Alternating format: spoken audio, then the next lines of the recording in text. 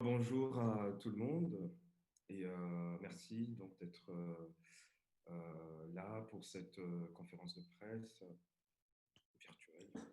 Euh, Merci aux journalistes, merci aux différents partenaires de la Biennale, donc à la Vie est Belle, qui est représenté par Eddy Ekete, fondateur.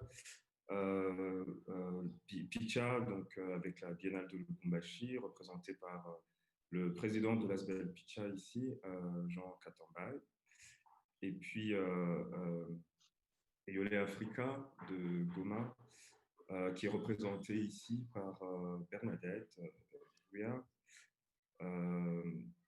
Et puis évidemment, merci au commissaire de cette édition de la Biennale, donc il y a là Sophie et Sarah Alonso Gomez. Alors, Yango est une biennale d'art contemporain, enfin c'est un projet qui a été construit sur la nécessité pour des artistes dans cette ville, donc dans la ville de Kinshasa, de, d'exister, donc d'avoir des espaces pour à la fois montrer leurs travaux, effectuer des rencontres avec des professionnels et d'autres artistes du monde entier, donc se connecter au reste du monde. Et en ce sens-là, ce projet euh, ne peut pas être qu'une biennale, en fait. C'est pas, c'est-à-dire que le projet est une biennale parce que, évidemment, les biennales sont un format ou un modèle de projet qui était, si vous voulez, à ce moment-là, plus ou moins reconnu et plus ou moins institutionnalisé. Sinon, le point de départ, les nécessités, les ambitions, les envies, les désirs, les frustrations, etc., qui sont à la base de la création de ce projet, forcément exigeaient des porteurs de projet et des artistes qui intervenaient dedans d'être le plus inventif possible. Pour être en phase avec leur ville, leur contexte de création, leur contexte social, politique, historique particulier, mais également avec leurs ambitions artistiques, leurs ambitions d'expression et de déploiement de leur création dans l'espace et de rencontres que cela suppose tant avec cet espace précis, mais aussi avec des personnes qui passent au-delà de celui-ci, des personnes venant d'autres espaces, comme cela est souvent le cas justement dans ce genre de projet, car il s'agit également quand même de projets internationaux. Voilà, je pense que c'est plus ou moins l'essentiel de ce qui peut être dit sur le projet. Il a été fondé en 2013 avec une première édition en 2014. Et suite à beaucoup bon, d'abord le décès du fondateur, Kiripi, en 2015, et puis de longues années de restructuration, de redéfinition et travail pour une relance plus solide du projet. Donc le projet a repris depuis fin 2018 pour une deuxième édition. Donc voilà, je pense que c'est une biennale, je dirais évidemment, qui se fait à Kinshasa et qui en ce sens est il doit être en phase avec la ville où elle s'organise, mais également avec tout ce que cette ville suppose comme lien avec le reste du pays, donc le reste de la République démocratique du Congo, mais également avec le reste du monde. De par l'histoire particulière de ce pays, de par géopolitique, comme on dit, entre guillemets, de par son actualité également. Et voilà, donc nous sommes très honorés dans, dans cette aventure. Voilà, voilà. Merci. Voilà. Merci. Donc, Merci. nous sommes très heureux, en fait, Sarah et moi, d'avoir été évidemment engagés pour le commissariat de cette biennale. Que nous pensons tous dans l'équipe comme une petite utopie, la petite utopie que nous allons faire naître tous ensemble.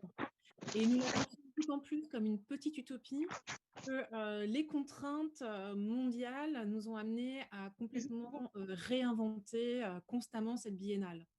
Donc nous sommes heureux de dire que malgré la pandémie, malgré la crise sanitaire qui a arrêté les avions, qui a stoppé les frontières, la biennale aura bien lieu, la biennale sera physique. Et ce que nous avons dû faire, puisqu'évidemment, notre calendrier a été éclaté, la biennale aurait dû avoir lieu en janvier, des ateliers étaient prévus en juin 2020 qui n'ont pas pu se tenir. On a décidé de complètement éclater le calendrier, de repenser les points d'ancrage et les géographies de la biennale. Donc cette biennale aura bien lieu à Kinshasa, mais elle se multiplie de manière à la fois virtuelle, de manière à la fois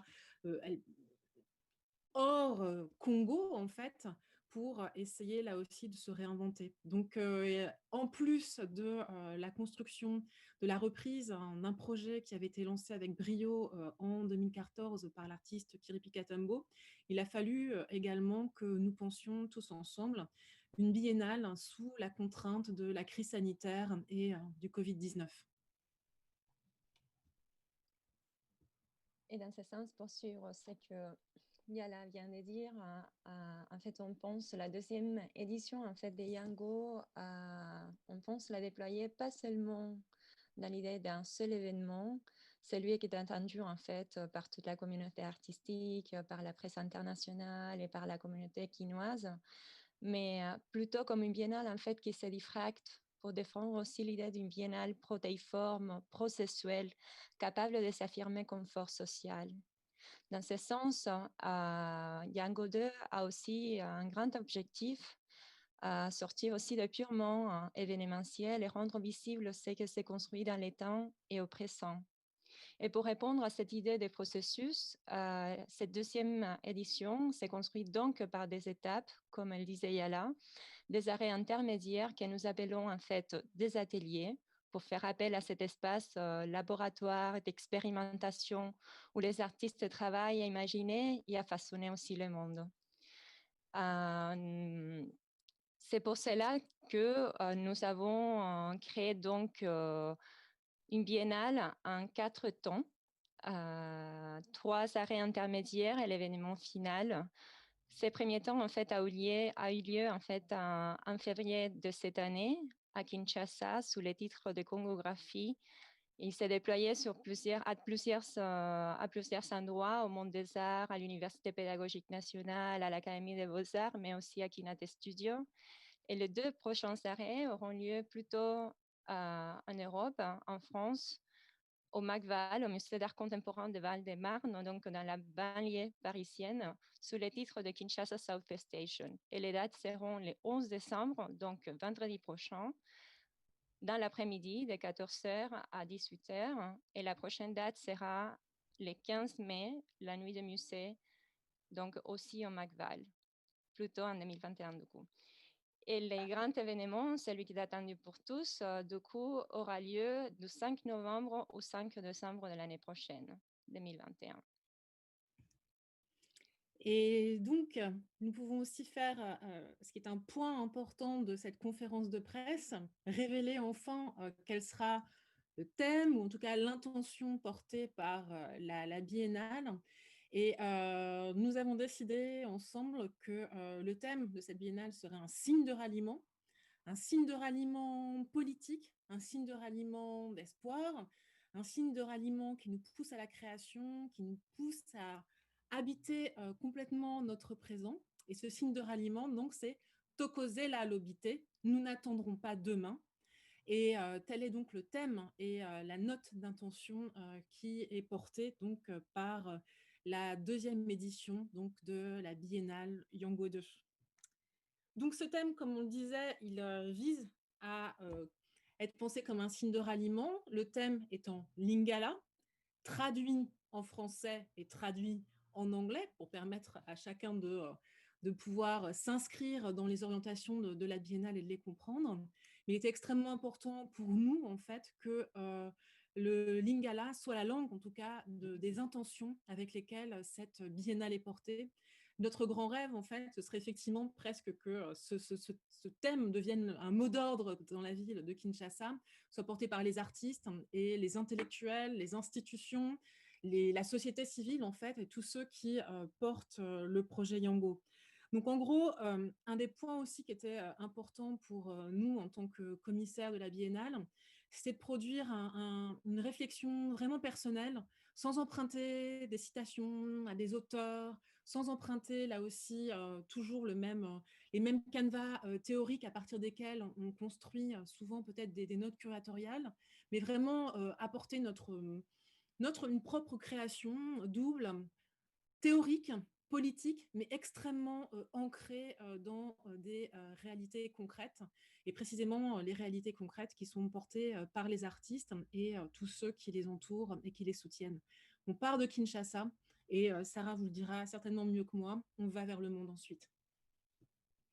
Donc, Tokozela Lobite. Nous n'attendrons pas demain, we will not await tomorrow. Et dans ma langue, no esperaremos a mañana. C'est vraiment c'est vraiment pensé comme un mot d'ordre qui sera approprié par les artistes, chacun à sa façon, bien évidemment. Et dans cette deuxième édition de la Biennale, on envisage surtout aussi à jouer avec les indéterminations qui traversent l'idée d'art contemporain, comme il rappelait Sinso au début de sa présentation, pour soutenir aussi la pluralité des formes artistiques et leurs structures polyphoniques, celles que nous avons retrouvées justement dans une ville comme Kinshasa et partout en RDC. Il faut dire en fait un petit mot sur ces scènes artistiques qui, depuis l'indépendance, est extrêmement plurielle et qui déploie son travail sous la forme à la fois de la musique, des arts visuels, des arts de la performance, de la littérature, du cinéma et de l'audiovisuel en général. Ce sont en fait les artistes qui créent leurs propres lieux de rencontres, de débats, qui investissent ou subvertissent en fait le rapport aux institutions, qui construisent aussi les réseaux et échappent au mot d'ordre. Donc, on attend fortement qu'ils échappent en fait les nôtres d'une certaine façon. Django 2, donc, réponse aussi les modèles de biennale d'art contemporain, c'est vraiment très important pour nous, à l'ère en fait de la mondialisation. Cette deuxième édition embrasse cette pluralité de formes artistiques comme s'il s'agirait d'un festival des arts.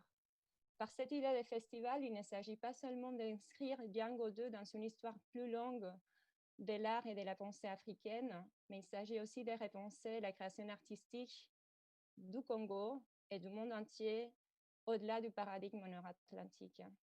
Donc, avec cette édition, nous affirmons donc la centralité de Kinshasa comme scène artistique planétaire pour faire résonner plutôt cette situation locale, congolaise, avec d'autres conditions contemporaines au monde entier. Nous avons lancé en fait un appel à projet qui est disponible sur le site web de la Biennale pour tous les artistes en fait à la fois congolais et du monde entier et qui sera ouvert jusqu'au 31 janvier. Donc, on vous encourage vraiment à candidater. Aussi, pour cette édition, nous avons avec nous plusieurs alliés, plusieurs partenaires. Le directeur artistique de la Biennale, Sinzo Hanza, a aussi tenu en fait à ce que ce moment de conférence de presse soit un moment, je ne sais pas, où des alliances, des forces se mettent en place. Donc, Sinzo Hanza, si tu peux en dire un petit mot avant de laisser la parole aux amis de Kinak Ndaku, de Picha et de Yolé. Alors,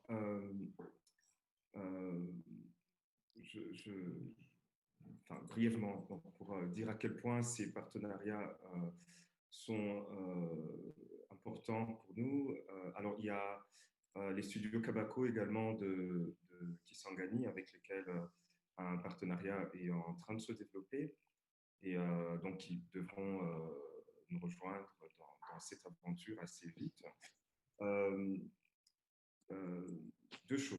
C'est que, premièrement, Kinshasa, c'est la capitale du Congo et c'est plus ou moins une espèce d'exutoire. Donc, c'est un lieu d'où viennent des récits, des histoires personnelles, des histoires collectives d'un peu partout au pays finalement.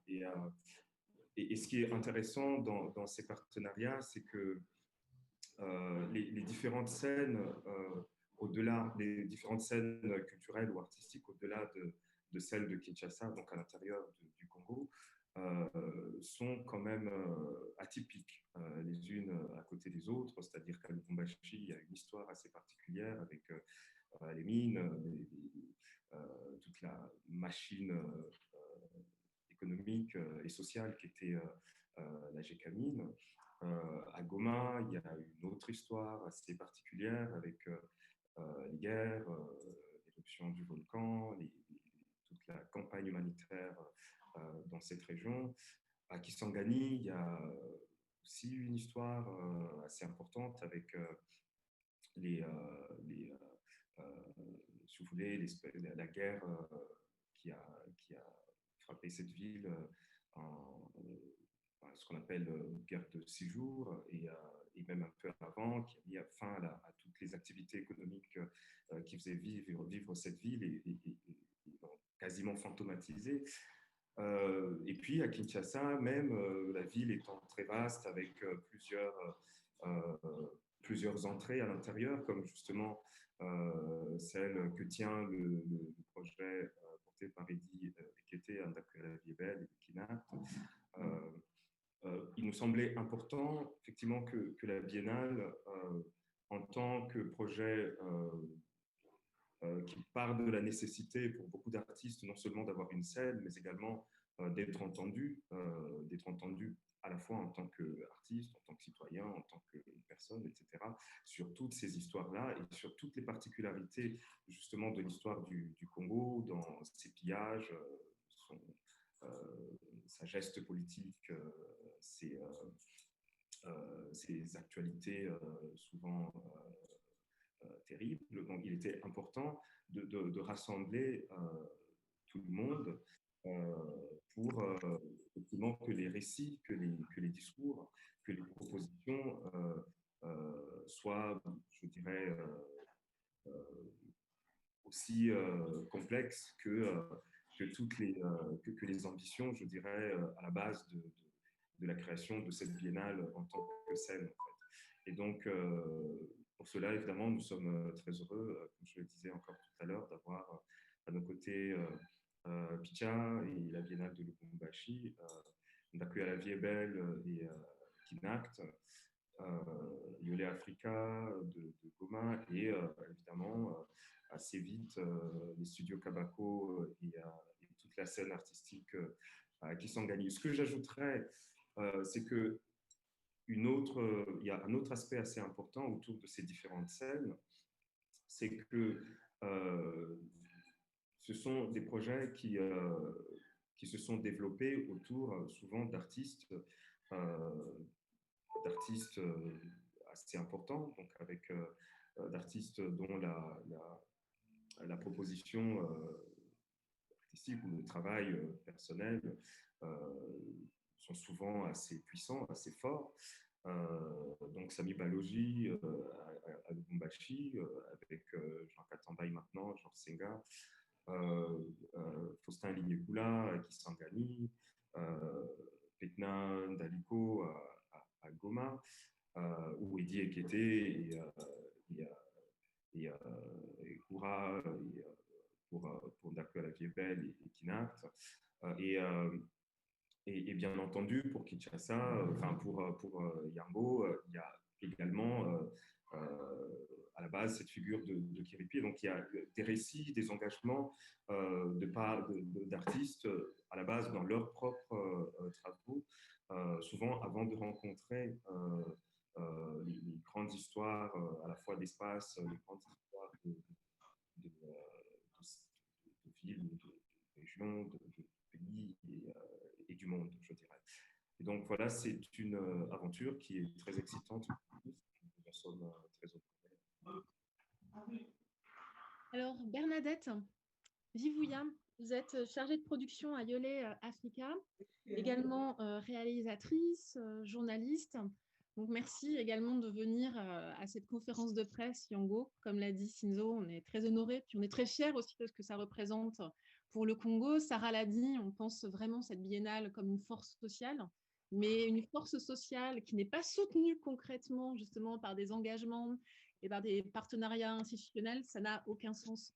Donc, est-ce que peut-être vous pouvez dire présenter un peu la structure Yolé et puis raconter un peu comment se construit l'évidence peut-être, enfin, ça paraît être une évidence de ce lien qui se construit avec Yango et notamment la deuxième édition.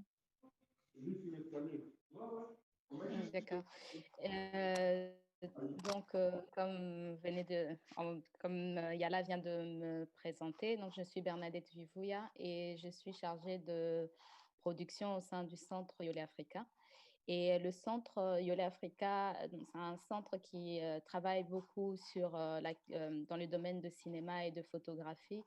Et, le but, c'est plus voir comment on récrée l'histoire du Congo à travers l'image, parce qu'on s'est vu, l'image a été beaucoup utilisée comme dans la campagne de propagande de la colonisation. Il y a l'image qui a été ternie et aujourd'hui, on est en train de travailler avec les jeunes pour voir comment on crée d'autres images qui représentent mieux le Congo, loin des clichés coloniaux qui ont été véhiculés à travers les médias, voilà, à travers les siècles. Et le centre a été créé en 2000 par le cinéaste Petnan Daliko, qui est congolais et qui est originaire de Goma, mais qui vit en ces temps-ci aux États-Unis. Et le centre a été créé pour créer un espace où les jeunes pouvaient avoir cette capacité de réfléchir, de se poser des questions, mais aussi donc des questions critiques pour voir comment se retrouver dans ce contexte de guerre, parce que nul ne l'ignore. Le Congo traverse de moments de conflit et la partie est est la plus touchée par de conflits armés. Au début, en 1994, par l'arrivée des réfugiés rwandais. Et aujourd'hui, il y a des... Ah, on a un problème de connexion. Qui ont pilulé dans toute la région. Ouais. Et alors, il y a eu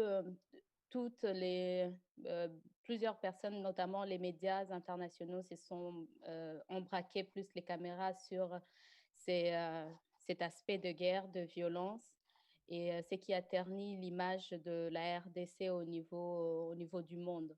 Et aujourd'hui, travaillant avec les jeunes sur cette question de représentation, c'est pour créer une autre image du Congo, une image qui est plus équilibrée. Donc, en dehors de ces guerres, de ces violences, on ne les nie pas, mais il y a la vie qui continue. Donc, on se base plus sur cette image, ces efforts de la population pour reconstruire le pays.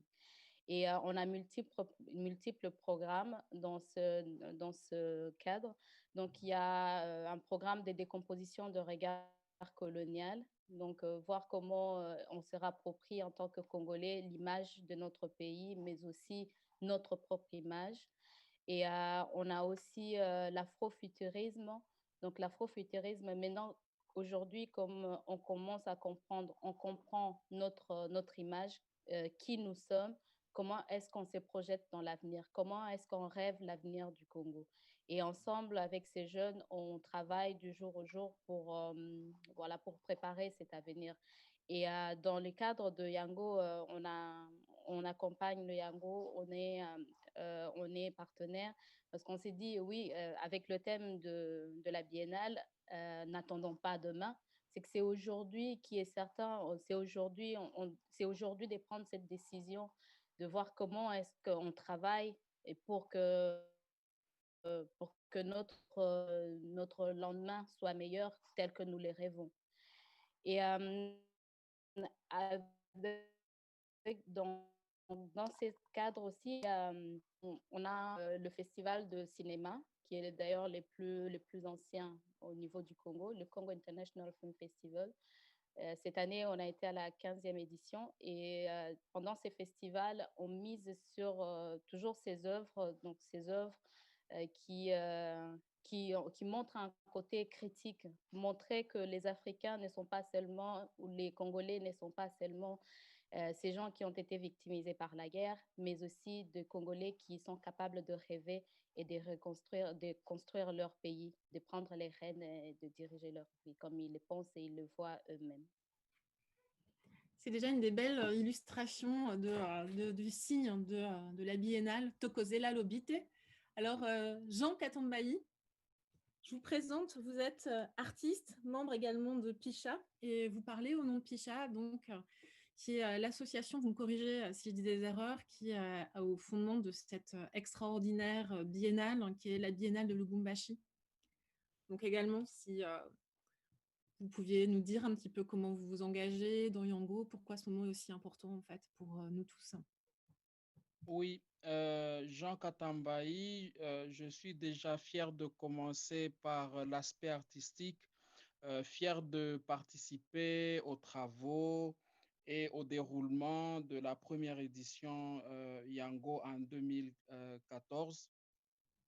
Et à partir de là, je dirais que au-delà de l'engagement, comme Sarah a dit, c'est déjà très, très positif pour nous, biennale, pour nous, organisations culturelles, de nous contacter, de nous mettre au parfum, j'allais dire même un peu en figure de style, de nous renifler.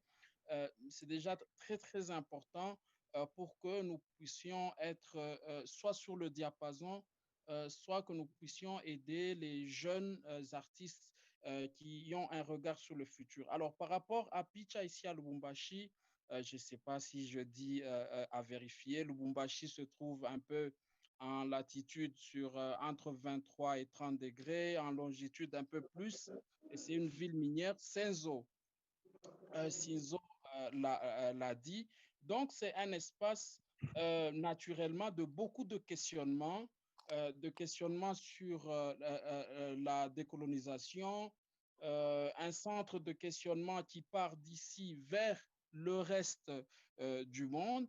Et Picha, finalement, a eu cette idée géniale de constituer ce centre d'art qui au départ était intéressé beaucoup par la photo parce que Picha signifie photo déjà tiré de l'anglicisme, mais qui aujourd'hui s'occupe de élargir les vues dans la professionnalisation des jeunes parce que pour aborder les questions, pour les scruter, il faut de plus en plus aller dans le sens de la professionnalisation. C'est ainsi que les deux grandes activités que Picha organise ces jours ou régulièrement, à côté des autres, bien sûr, dans une vue générale culturelle, sont les ateliers Picha qui scrutent de temps à autre des thèmes pour professionnaliser les jeunes.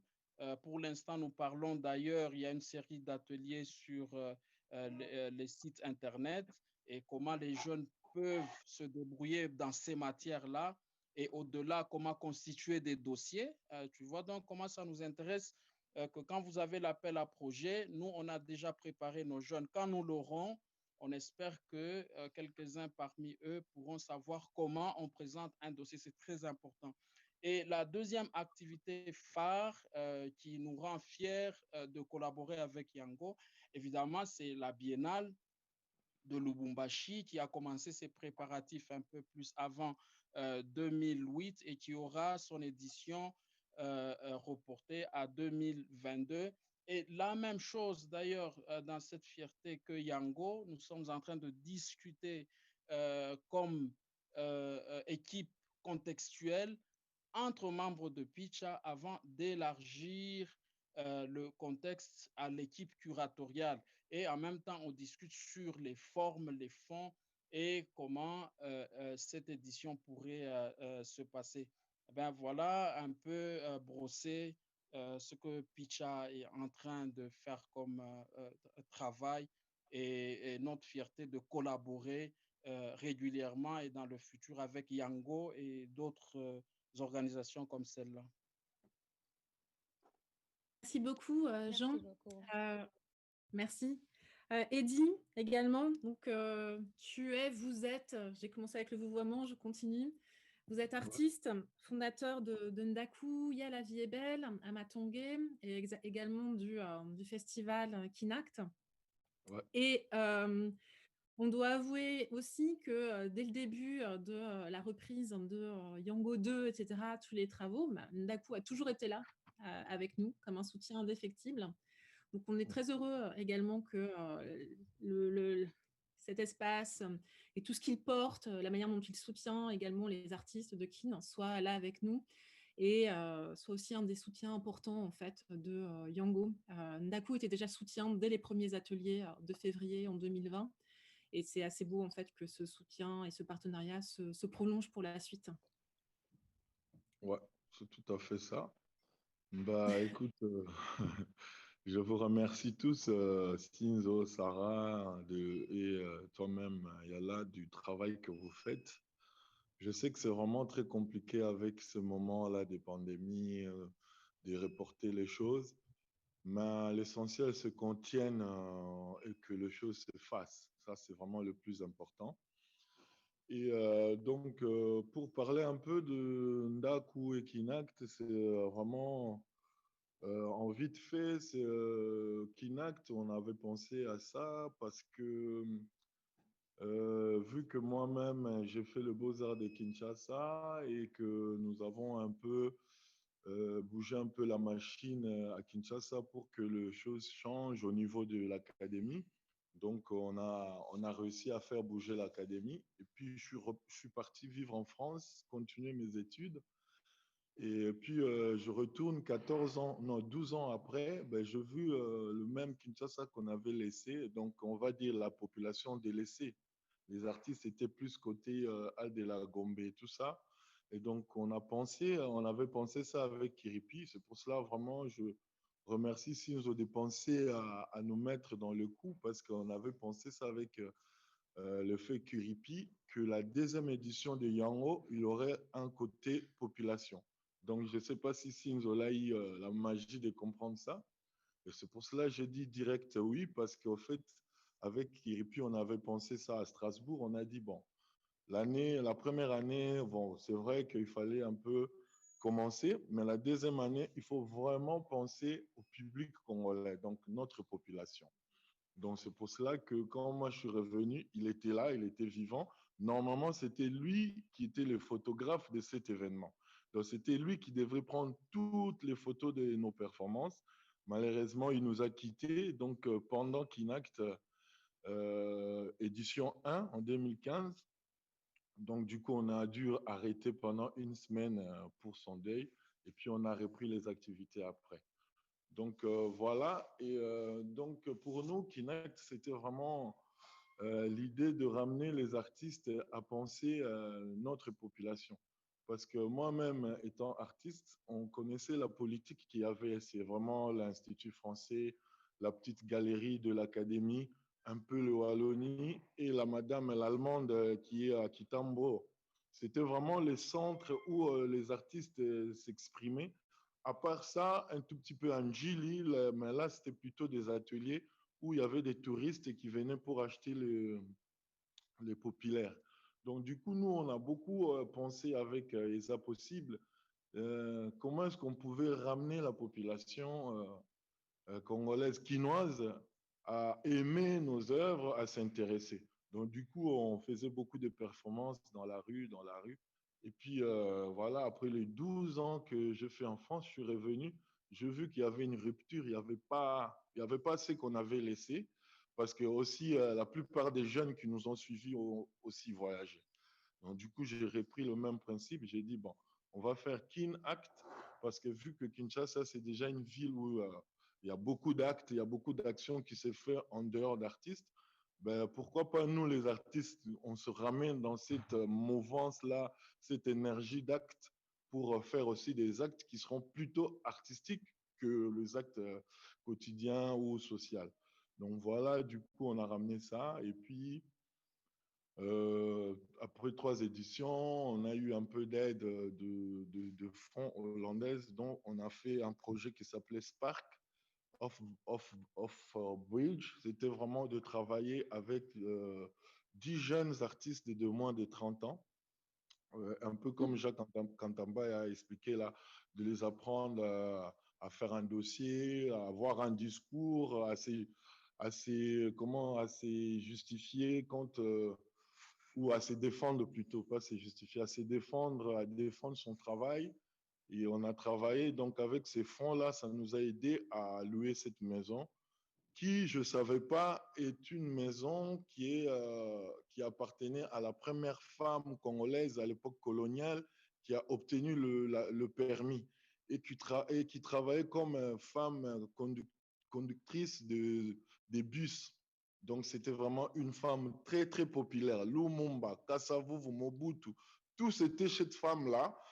Et en fait, entre les 4, il s'est disputé qui devait l'avoir. Donc, elle était vraiment très populaire au niveau de colons. Les Belges l'aimaient beaucoup. Donc, elle avait cette grande maison-là à l'époque. Et puis, après, elle était morte. Apparemment, c'était un oncle de Papa Wemba qui avait racheté cette maison, dont Papa Wemba avait fait ces fameux films populaires, le film La vie est belle. Donc, du coup, quand on s'est rendu compte qu'on a quand même cette maison qui est peut-être une patrimoine dans la cité, on a dit bah, pourquoi pas, voilà, avec les artistes, euh, faire que La vie est belle devienne une coopérative. Donc là, on est vraiment à la phase de peut-être créer soit une ONG qui va s'appeler une coopérative d'artistes dont on va apprendre tous les artistes. Nous, l'idée, c'est que les artistes viennent comme un peu les vignerons en Europe, ils viennent avec leurs kilos de vin. Ben, chacun ramènera ses vins et on dépose ça à la coopérative. Et puis la coopérative va transformer le vin en jus de fruits, en champagne ou en vin. Donc c'est un peu cette idée. Et avec la population, parce que comme on est vraiment dans un quartier très populaire où les enfants sont très, très présents, donc on travaille aussi avec les enfants, un tout petit peu avec les mamans qui viennent et la population, les jeunes du quartier. Voilà un peu pour la présentation des Ndaku. Et puis on fait des expos, on fait des concerts, on cherche aussi à avoir d'autres partenaires de Kinshasa pour voilà, animer un peu tout ce qui est culturel à Kinshasa. Voilà. Merci beaucoup, Eddy. Et puis pour Kinact, voilà, c'est toujours le même principe, c'est vraiment ramener les artistes internationaux surtout et quinois à faire, on va se rencontrer, parler et puis discuter sur une œuvre, sur une pratique, mais dans la rue. Et on montre ça à la population, dans les églises, dans des marchés.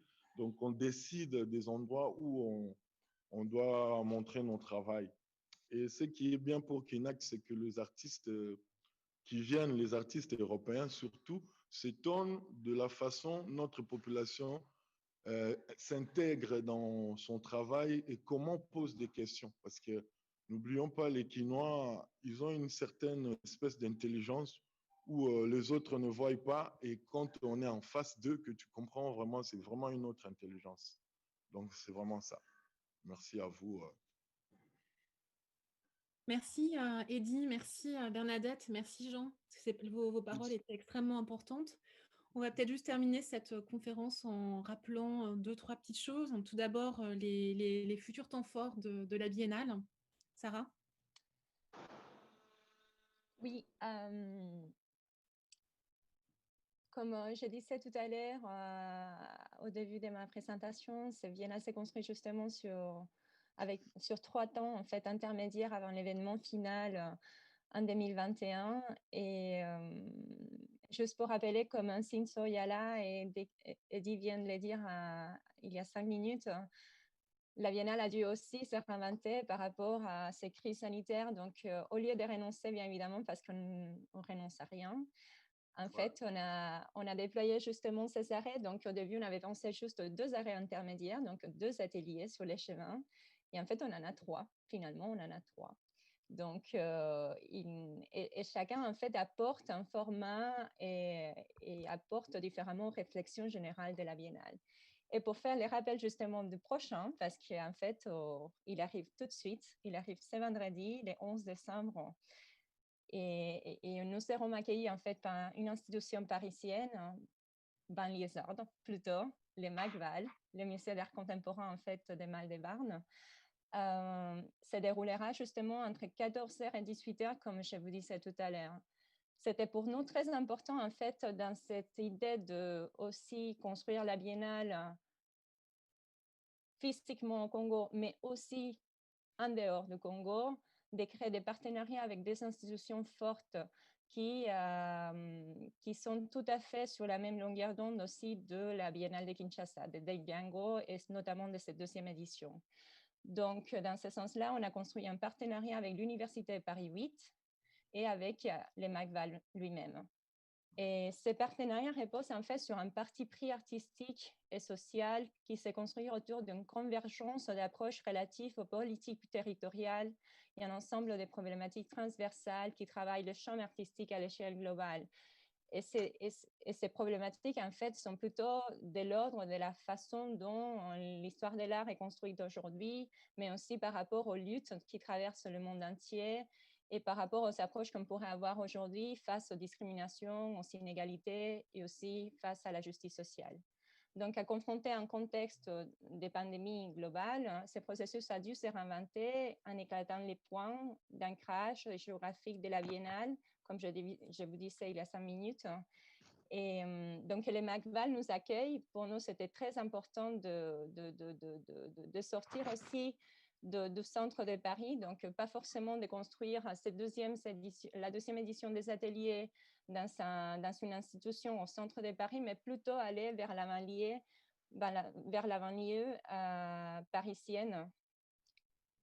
Les 2e ateliers portent en fait les titres de Kinshasa South Station, et c'est en fait le nom d'une gare ferroviaire dont la particularité n'est pas d'être un point fixe. Comme vous le voyez, on bouge, on est dans les mouvements. Et c'est plutôt un point de départ, mais c'est un point d'arrivée, et dans ce cas-là, Kinshasa, en novembre 2021.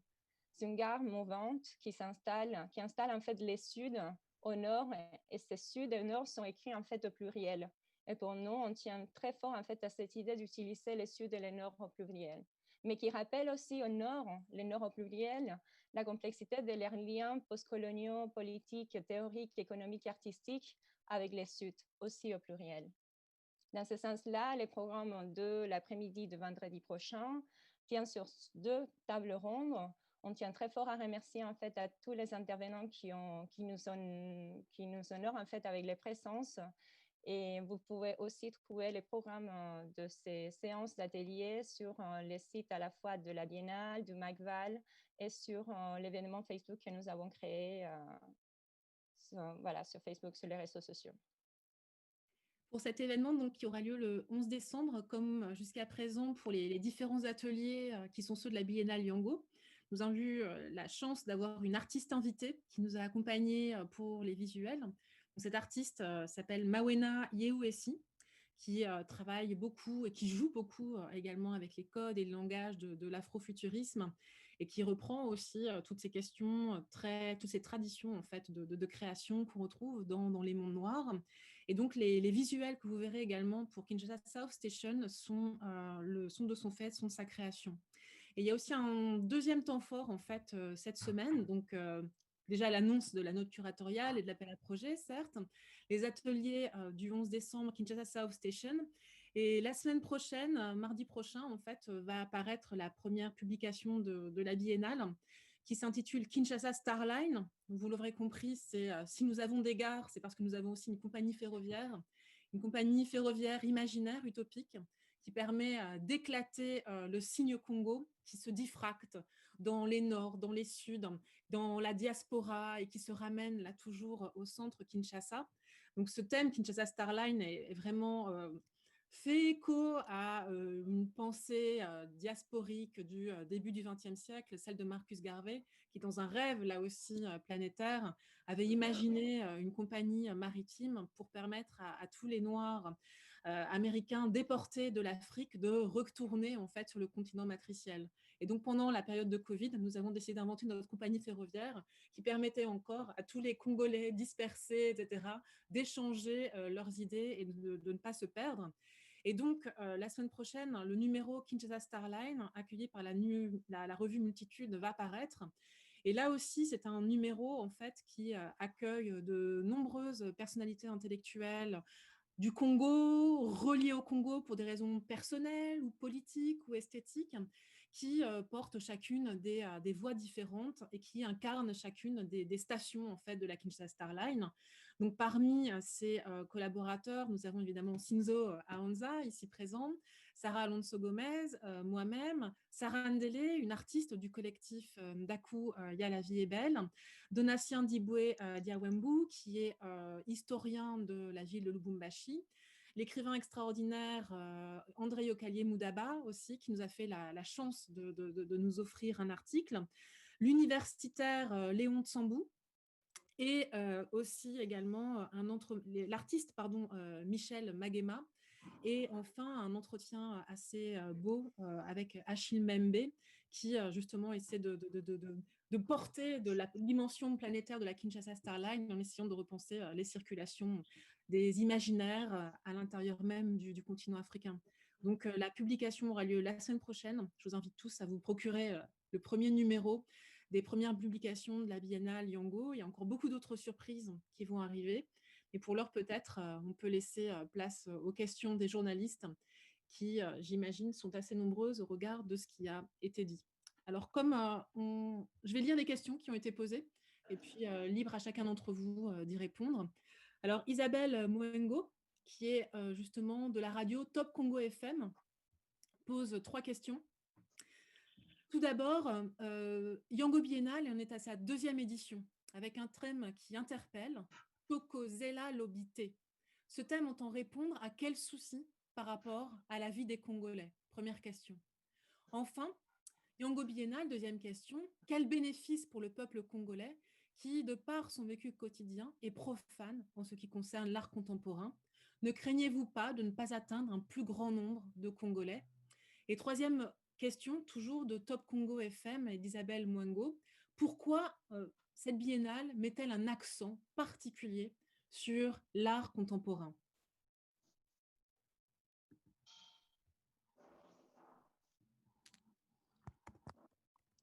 Peut-être que je prends...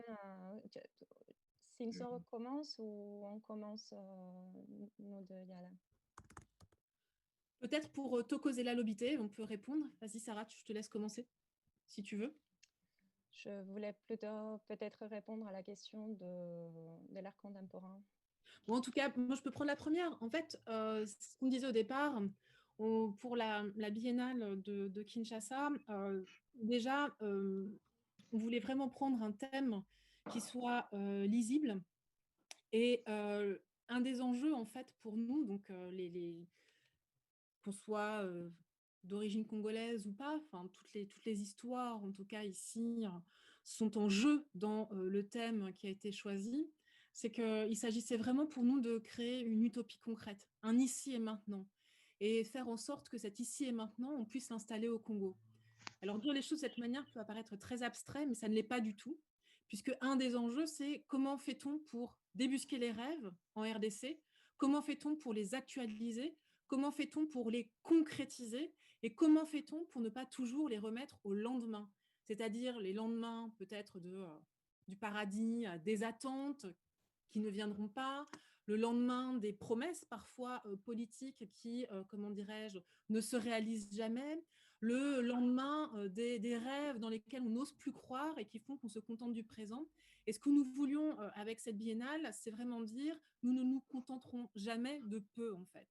Et ce que nous voulons construire, en fait, c'est déjà un espace dans lequel nos vies ne sont pas diminuées et dans lequel, finalement, il est possible d'espérer, non pas de toujours remettre à demain ce en quoi on croit, mais le construire aujourd'hui.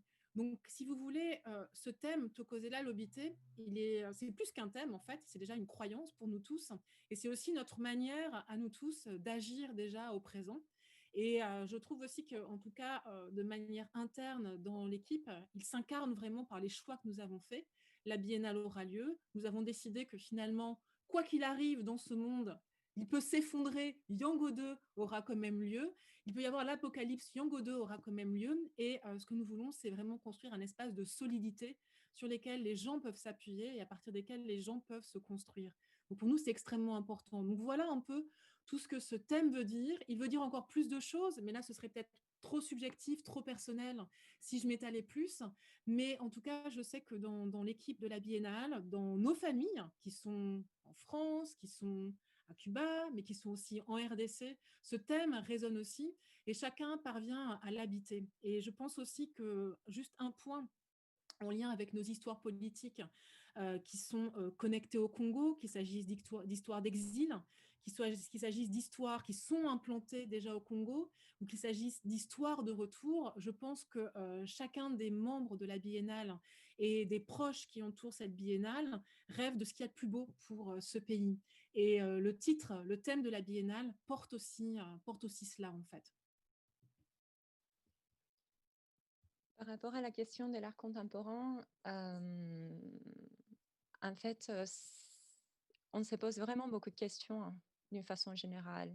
Et la première question, en fait, c'est qu'est-ce que l'art contemporain? Donc, dans le cadre de cette deuxième édition de Yango, en fait, on prend comme point de départ ces espèces de termes qu'on assume régulièrement sans trop y réfléchir pour justement voir dans quelle manière, en fait, on se les approprie et dans quelle manière ou de quelle manière, en fait, on les dépasse. Et art contemporain en est un, en fait, comme celui aussi de Biennale.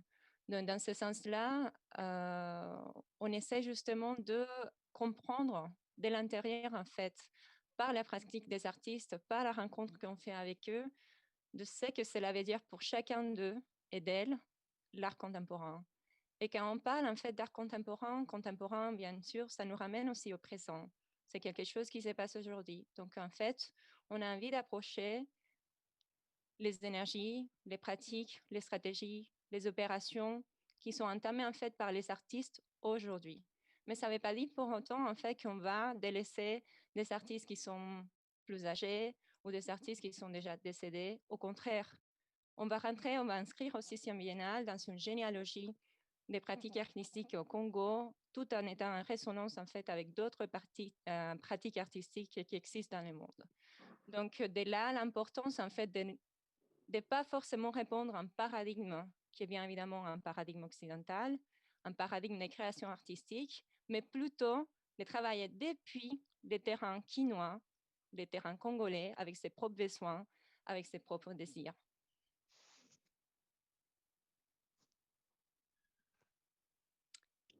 Quel bénéfice pour peut-être les le bénéfices congolais.